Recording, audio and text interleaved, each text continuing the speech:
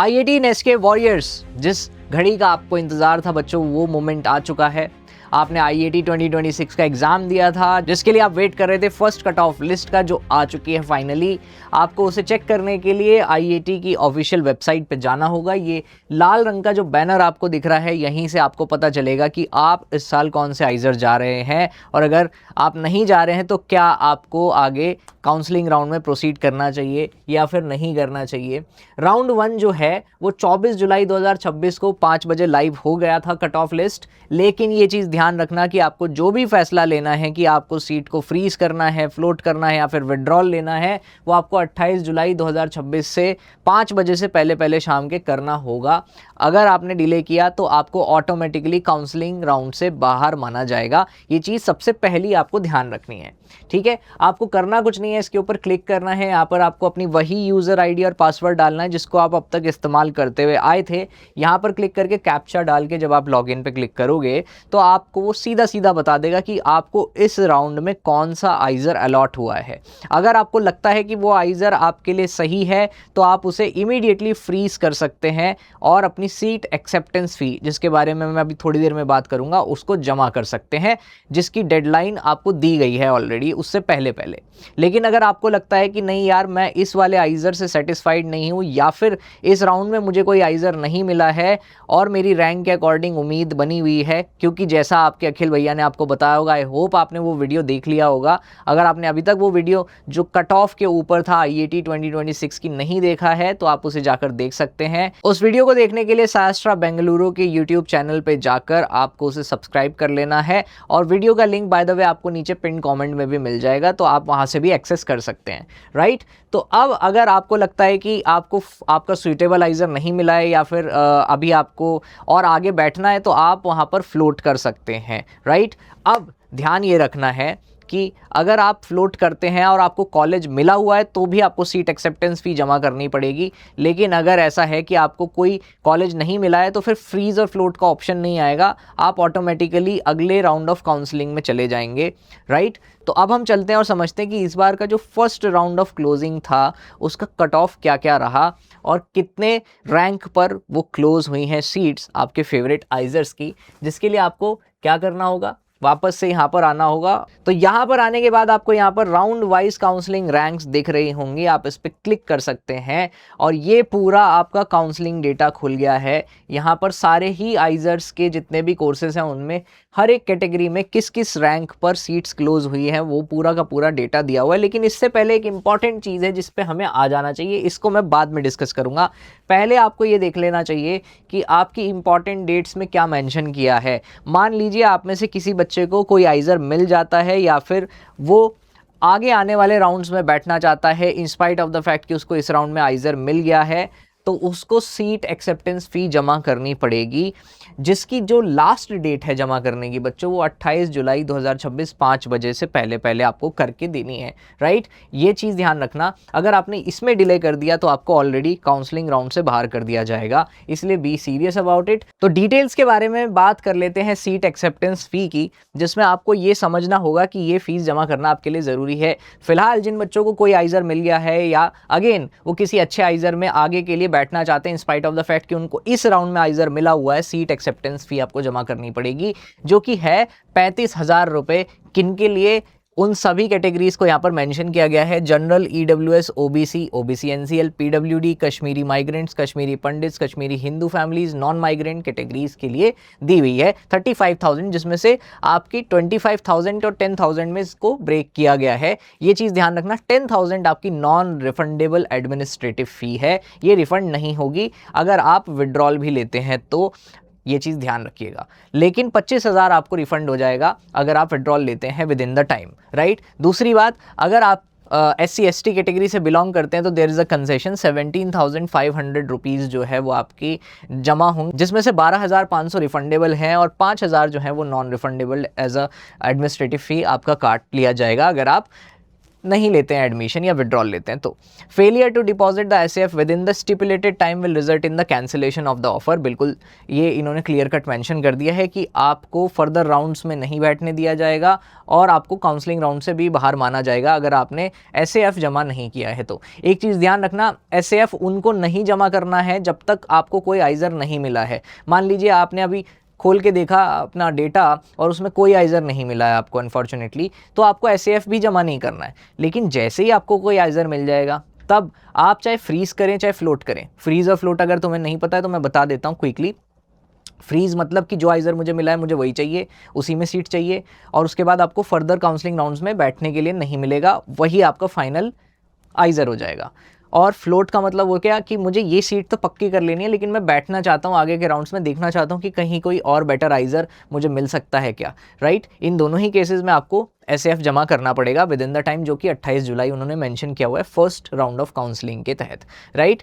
Once the candidate registers in the allotted seat at IISER, SAF will be adjusted against the first semester fee. Please note that the overall fee structure at various IISER is different. वो तो अलग बात है, लेकिन ये चीज़ बहुत ही अच्छी है कि आप में से जिन बच्चों ने फ्लोट या फ्रीज करके एसएएफ जमा किया है और फाइनली वो आइजर में एडमिशन लेंगे ही लेंगे, उनकी ये पूरी की पूरी एसएएफ फीस में एडजस्ट हो जाएगी फर्स्ट सेमेस्टर के, राइट। विड्रॉल प्रोसेस की अगर मैं क्विकली बात कर लेता हूँ तो यहाँ पर कुछ पॉइंट्स दिए हुए हैं, इनको आप खुद भी पढ़ सकते हैं कि सिंपल सी बात है, इतना सारा कन्फ्यूजन नहीं रखना है दिमाग में। अगर आपको सीट नहीं मिली आराम से बैठो, फर्दर राउंड में जब जाओगे जब भी सीट मिलेगी फ्रीज और फ्लोट के ऑप्शन आएंगे। अगर पसंद है तो फ्रीज करो, एसएएफ जमा करो, जो जमा किया है वो आपके फर्स्ट राउंड में फर्स्ट सेमेस्टर की फ़ीस में एडजस्ट हो जाएगा। अगर पसंद नहीं आया, आगे जाना चाहते हो तो फ्लोट कर दो। फ्लोट करोगे जब भी आइजर मिलेगा आगे जो भी मिलेगा इस वाले को छोड़ करके, उसमें ही आपको फ्रीज कर देना है फिर से और वो उसके फर्स्ट सेमेस्टर की फ़ीस में एडजस्ट हो जाएगा। लेकिन अगर आप विड्रॉल लेना चाहते हैं तो जो काउंसलिंग राउंड की डेडलाइन है उससे पहले विड्रॉल ले लीजिए। अगर उसके बाद और फाइनल विड्रॉल डेट के बीच में आप विड्रॉल लेंगे तो आपका जो नॉन रिफंडेबल अमाउंट है वो कट जाएगा। और अगर फाइनल विड्रॉल डेट के बाद विड्रॉल के लिए डालते हैं रिक्वेस्ट, तब वो सिर्फ इंडिविजुअल आइजर पे डिपेंड करता है कि वो किस तरीके से आपके इस रिफंड प्रोसेस को लेने वाले होंगे। तो आई होप ये एसएएफ का जो पूरा का पूरा एक आपका रूल्स एंड रेगुलेशंस है आपको समझ आ गया होगा। अब चलते हैं जिसका आपको बहुत ज़्यादा इंतज़ार था और वो है round wise closing ranks, right. तो देखो अगर मैं बात करूँ बीएसएमएस आइजर बरहमपुर की, राइट, सबसे इंपॉर्टेंट जो सेवियर कॉलेज है आइजर, ठीक है, तो उसमें अनरिजर्व कैटेगरी की जो क्लोजिंग रैंक गई है वो गई है 2474, राइट। ऐसी अनरिजर्व पीडब्ल्यूडी की 46,713, ईडब्ल्यूएस की भी दी गई है, ईडब्ल्यूएस पीडब्ल्यूडी, ओबीसी एनसीएल की दी गई है, ओबीसी एनसीएल पीडब्ल्यूडी की दी गई है, SC SC PWD, ST ST PWD और कश्मीरी माइग्रेंट सबके लिए आपको डेटा दिया गया है। और सिर्फ आइजर बीएसएमएस बरहमपुर नहीं बल्कि सारे ही आइजर्स का आपको यहाँ पर अच्छे से दिख जाएगा। बीएसएमएस आइजर भोपाल, बीएसएमएस आइजर कोलकाता जो कि 720 पे क्लोज हो गया है अनरिजर्व्ड के लिए, BSMS computational and data science 443 पे क्लोज हुआ है आइजर कोलकाता का, बीएसएमएस आइजर मोहाली का 1225 पे क्लोज हुआ है अनरिजर्व्ड कैटेगरी में, बीएसएमएस आइजर पुणे 263 पे क्लोज हो गया है। मतलब कि एब्सोल्युटली फैबुलस, एकदम क्रीम छाट के ले गया आइजर पुणे, ठीक है। अनरिजर्व्ड कैटेगरी की अगर बात करूँ तो बीएसएमएस आइजर तिरुवनंतपुरम की बात करें तो 1795 पे क्लोज हुआ है, बीएसएमएस आइजर तिरुपति 2122 पे क्लोज हुआ है। बीटेक इन केमिकल इंजीनियरिंग आपका जो आइजर भोपाल का कोर्स है वो 1633 पे क्लोज हुआ है बच्चों। BTech electrical engineering computer science 979 पे क्लोज हुआ है। ऑब्वियसली यार इतनी डिमांडिंग ब्रांच है तो जल्दी ही क्लोज होगी। BTech data science and engineering IISER Bhopal 1192 पे क्लोज हुआ है। बीएस इकोनॉमिक साइंसेज, कल एक बच्चा आया था जो कह रहा था भैया मुझे इकोनॉमिक्स पढ़ना है, वेरी स्ट्रेंज बट वेरी क्या बोल सकते हैं उसको, एक्साइटिंग एज वेल, कि उसको इकोनॉमिक्स पढ़ना था, तो उसने कहा कि भैया मेरे को पता नहीं मिलेगा या नहीं, क्या करना चाहिए। तो भाई देख ले, अगर वीडियो देख रहा है तो BS economic sciences IISER Bhopal में 2241 यानी कि 2241 पे क्लोज हुआ है, फर्स्ट कट ऑफ है। BS economic and statistical sciences 2498 पे क्लोज हुआ है। लेकिन आपको आई होप ये पता होगा कि जितने भी लास्ट में कोर्सेज दिए गए हैं बीटेक और बीएस के, इनमें मैथमेटिक्स कंपलसरी है, राइट, क्लास 12th में।